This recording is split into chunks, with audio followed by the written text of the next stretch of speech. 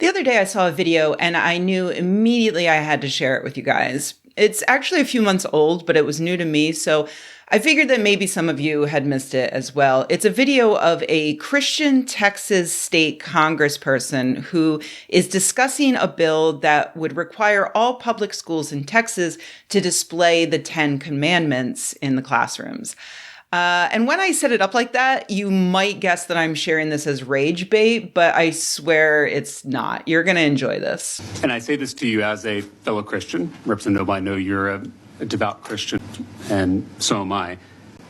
This bill, to me, is not only unconstitutional, it's not only un-American, I think it is also deeply unchristian. And I say that because I believe this bill is idolatrous. I believe it is exclusionary, and I believe it is arrogant.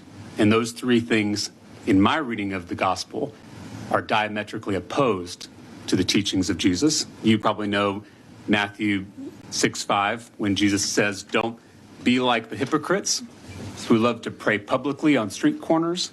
When you pray, go into your room and shut the door and pray to your Father who is in secret." A religion that has to force people to put up a poster to prove its legitimacy is a dead religion. And it's not one that I want to be a part of. It's not one that I think I am a part of. You know that in Scripture it says faith without works is what? Dead. Is dead. My concern is, instead of bringing a bill that will feed the hungry, clothe the naked, heal the sick, we're instead mandating that people put up a poster. And we both follow a teacher, a rabbi, who said, don't let the law get in the way of loving your neighbor. Loving your neighbor is the most important law. It is the summation of all the law and all the prophets. I would submit to you that our neighbor also includes the Hindu student who sits in a classroom, the Buddhist student who sits in a classroom, and an atheist student who sits in a classroom. And my question to you is, does this bill truly love those students? I'm going to go a different direction than I think you're trying to lead me. And that is that a very great wrong was done in our classrooms with that 1980 decision.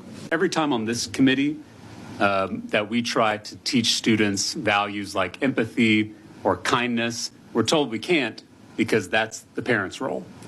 Every time on this committee that we try to teach basic sex education to keep our kids safe, we're told that's the parents' role. But now you're putting religious commandments, literal commandments, in our classrooms, and you're saying that's the state's role. Why is that not the parents' role?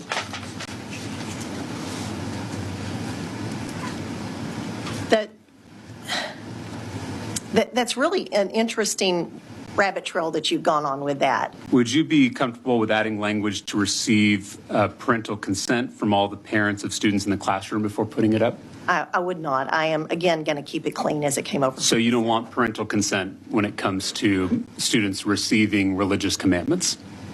I don't believe that. I think that these are foundational to being a good citizen. Do you believe schools are for education and not indoctrination? Absolutely. I guess what I'm trying to figure out is, why is having a rainbow in a classroom considered indoctrination and not having the 10 Commandments in a classroom? Is that a question? Yes. I am not arguing another poster. I'm arguing that the 10 Commandments are represented in our earliest education system. I just worry this is what gives us religious people a bad name. That instead of living out the way of Jesus, we're instead imposing our beliefs on other people. Instead of leading by example, we're leading by mandates. And so I'm very offended by this legislation. I know you and I have worked together, and I'm not casting aspersions on you, and I would love to work with you. But as it is currently written, I find this to be a deeply offensive bill. That was James Tellerico, the congressional representative for Austin, Texas, which you may know as the little island of blue in a sea of red in Texas. I found this video interesting for a few reasons. First, because I immediately found him so incredibly well-spoken and empathetic. And second, because I noticed that a lot of the comments I saw about this on social media were actually critical of him, especially among people who also disagree with the idea of displaying the Ten Commandments in public schools.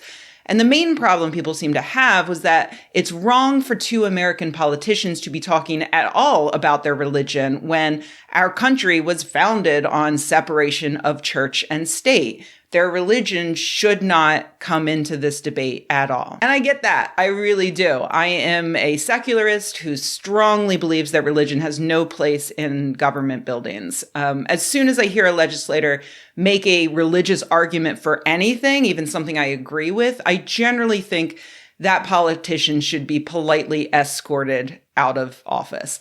I don't care if you only want to give kids free school lunch because a God told you to do it. Just do it because it makes our world better. But despite that, I actually think that what Tellerico did here was a great rhetorical trick. While theocrats like his colleague in the video, Republican Candy Noble, pretend that they have secular reasons to insert their religion into government, we all know that the truth is they're doing it for religious purposes, to prioritize their religion over all others, to literally create a theocracy. There is simply no point in arguing with Noble that her bill is unconstitutional. It violates separation of church and state very clearly because she knows it.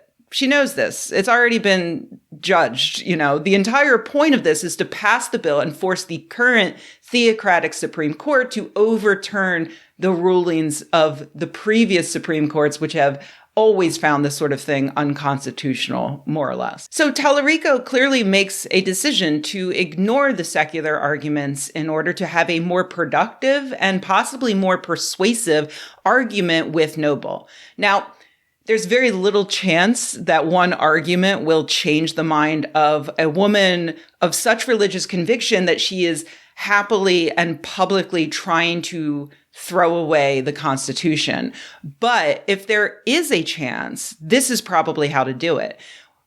Figure out the real reason she is making the argument she's making, why she believes what she believes, establish that you have common ground and a common moral lens, and then use the same source that she's using to negate her argument. And even if this won't necessarily convince this one theocrat, it may have an impact on the other politicians in the room or the thousands, tens of thousands of people who might watch this later on the internet. Regardless, the popularity of this clip is what alerted me to what is happening in Texas, which I had missed from back in May. I didn't realize that we had slid back to early 2000s Christian theocrat bullshit, but yeah, here we are again. Republicans are once again back to trying their silly nonsense like displaying the Ten Commandments in public. For instance, how in 2001, Alabama Supreme Court Chief Justice Roy Moore secretly installed a 2.5-ton monument of the Ten Commandments in the rotunda of the courthouse in the middle of the night without permission. He was ordered to remove it. He refused, and so he was removed from the bench. And then in 2012, an Oklahoma Congress critter pulled the same stunt but fucked up and included several spelling errors on his 1-ton anti-constitutional abomination. Some hero ran over it 2 years later, smashing it to bits, which is awesome. So yeah, 2023 has become a real throwback year for Christian conservatives in the wake of the Roe v. Wade decision, as they try to push as many bills through state legislatures as possible that violate separation of church and state in the hopes that they can get it in front of the Supreme Court. This Texas bill is a copycat of one from South Carolina. And let me just tell you, these are very funny bills. It's not funny that they're trying to throw away the Constitution, But this isn't just something like teachers should be allowed to display the 10 Commandments in their classrooms if they want. The bills demand that every single classroom must display a poster or framed image of the 10 Commandments in a conspicuous place, in a size and typeface that is legible to a person with average vision from anywhere in the classroom, and in exactly this format, capitalization and all. The 10 Commandments! I am the Lord, thy God. Thou shalt have no other gods before me, blah, blah, blah. Who cares? This obviously fails the Lemon test, which the Supreme Court has long used to determine whether something violates separation of church and state. A law must, number one, have a secular purpose, number two, have a predominantly secular effect, and number three, not foster excessive entanglement between government and religion. But, the new Supreme Court probably doesn't really give a shit about the Lemon test, so who cares? The good news is that the Texas bill did not get passed, not necessarily because of Tallarico's powerful argument against it. Following the session, the bill was passed in the Texas Senate, and it ended up back in Tallarico's House of Representatives, where Republicans outnumbered Democrats 85-64. So the only way that Democrats can really stop these kinds of bills from getting pushed through is to essentially waste everyone's time in a tactic known in Texas as, I swear to God, chubbing. They call it chubbing. It's kind of like filibustering, but politicians just draw out extended debates on every bill until the time for the session runs out, and whatever bills they didn't get to die. That's what happened to the 10 Commandments bill. At the end of May, Democrats successfully stalled to the point that the bill didn't come up for a vote, and it is now deceased. It is an X bill. And that's good news, but one of the reasons why it was relatively easy for time to run out is because of the sheer number of idiotic bills Texas Republicans have been pushing for. For instance, the Texas Congress did pass a bill that will allow public schools to hire religious chaplains instead of licensed counselors. Those chaplains do not need to meet the same standards of training or skills as a school counselor. Now, I went to a very poor high school without any decent counselors on staff, but I honestly think that might have been preferable to having a preacher posing as a counselor, tricking teenagers into spilling all of their innermost thoughts in a state that is becoming increasingly dangerous for gay, trans, and non-binary youth, as well as teens facing the possibility of pregnancy. It's horrifying to think about how much damage one conservative chaplain could do to a mid-sized high school. So while this particular 10 Commandments bill rightfully died, if you live in the United States, you should be on alert for others like it being introduced in other state legislatures, and you should be aware of the many other stupid laws that Theocrats are introducing in the hopes of tearing down the wall between church and state. Jake? Hey everybody, thanks for watching. If you enjoyed this video, please give it a like. If you loved the video, please subscribe. And if you think the world could use more videos like this and you happen to have a few bucks laying around, head to patreon.com/Rebecca and join an awesome community of nerds like the people whose names you see on the screen right now. Thanks.